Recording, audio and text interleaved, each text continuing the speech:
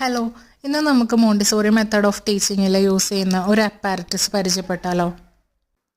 ഇതാണ് pre writing boards എന്ന് പറയുന്നത്.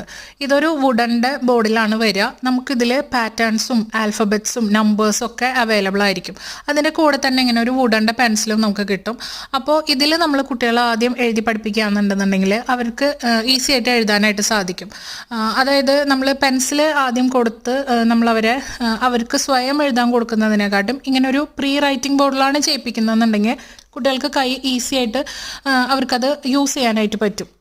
മോണ്ടിസോറി മെത്തേഡ് ഓഫ് ടീച്ചിങ്ങിൽ നമ്മൾ ഒരിക്കലും ഡയറക്റ്റായിട്ട് കുട്ടികളെ കൊണ്ട് എഴുതിപ്പിക്കുകയല്ല ആദ്യം തന്നെ ചെയ്യുക. നമ്മൾ ആദ്യം തന്നെ ഇങ്ങനെ പല പല മെത്തേഡുകൾ ഇൻട്രൊഡ്യൂസ് ചെയ്തിട്ടാണ് കുട്ടികളെ എഴുതിപ്പിക്കാനായിട്ട് പരിശീലിപ്പിക്കുക. അപ്പോൾ അതിലൊരു മെത്തേഡ് മാത്രമാണിത്. ഇതുപോലെ വേറെയും ഒരുപാട് മെത്തേഡുകളുണ്ട്.